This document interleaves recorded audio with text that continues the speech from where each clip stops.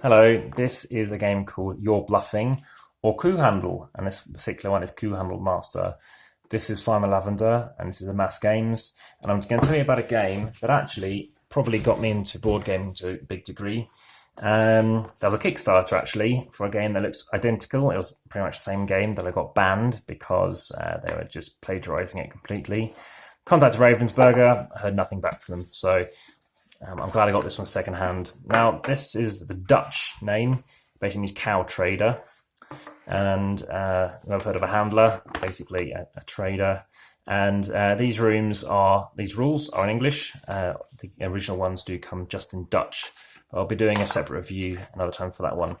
Because I like it a lot, I have sleeved them. And it's rare for me to sleeve a game, but I'll be explaining what happens. So everybody starts off with some money. And the money that you start off with will be increasing as the game goes on. But initially, you'll be starting out with some cash. Now, I deliberately try and leave it so that you know what's going on in terms of stacks of money. So you'll need the 500s for when the magic pony comes up. And you'll start off with, I think it's 100 each. The reason why I'm not going into the detail is purely because I'm keen to just give you an overview and give you a full video, mainly for the You're Bluffing or the original Kuhhandel game. So depending on the number of players, you're going to be taking a blank one of these. You're going to be taking a 20 and say 3 of these ones, so you've got 50 money. Now, the idea of the game is to get the most points. It's a bidding game, which I like. And what you're doing with these cards is you're trying to guess, or not guess, ideally predict correctly what you want to try and achieve. So there's a rat card, which is relating to this specific variant of the game. So, for example, 2 things come up. I'll explain rats later. You've got these 2 animals. Now, the idea is to get sets. It's a set collecting game. If you get all the cats, so all 4 cats, you'll get 90 points for the cats. But if you've got another set, say these guys over here, you're going to get 90 plus 250 times 2. So you're trying to get more sets. The downside is you've only got a finite amount of cash for everybody. So as you get more animals, more pricier animals, you're unlikely to get a greater amount of sets.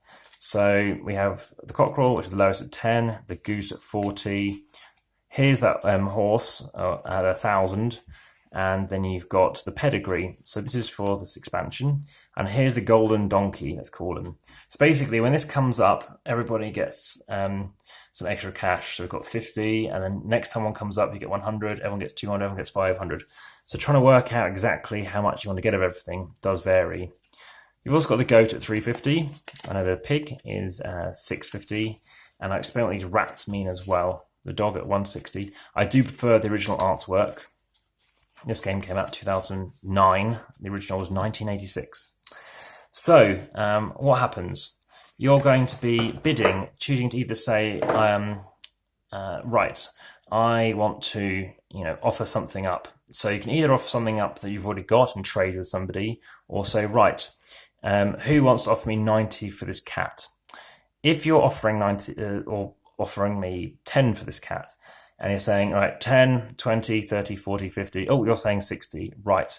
Now, whatever they end up with, say 70, you think, well, that cat's worth 90 in a way. I'll pay you the 70. So you give them the cash from your hand. Now, as the game goes on, somebody else has got 2 cats. So suddenly they want that last or another cat, say, or they've got 2 sheep on a 3rd sheep. And yeah, you could be making a lot of money on your turn if a certain animal comes up. I've never known anyone complain too much about luck. I've never seen it specifically happen. But if you're paying somebody who's just been selling off these animals, you're going to pay them, say, 250. You've got to pay them the exact money. But if you pay more, you're not going to get any change. You can also offer to, shall we say, trade. And that's whereby you say, okay, I'll give you this much for that.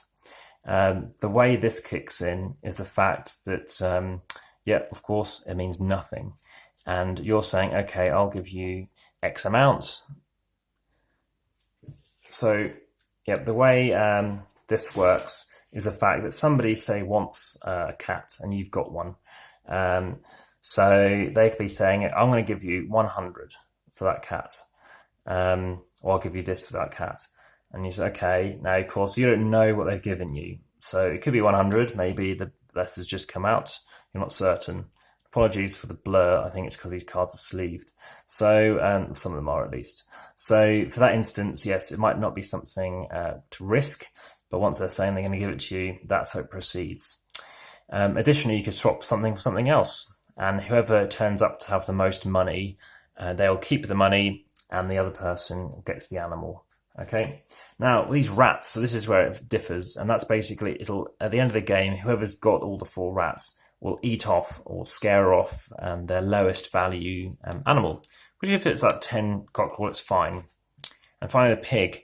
So pig on its own or pedigree on its own, you're going to get 250, that's it. But if you had it with your sets of 4 sheep, you're going to get 250, that's 4 250s, plus 250 for the pedigree, times by the amount of sets that you have. And that's where the game differs. You're basically looking to maybe, get that pedigree, which makes a lot of thematic sense, which I do like. Now, that box I showed you is actually quite a big box. You can get a much smaller box for it. And yeah, it makes no difference to me, the size of the box specifically. A deck box, I found, unfortunately, with the sleeving, it is still too big, as you may have spotted from that video.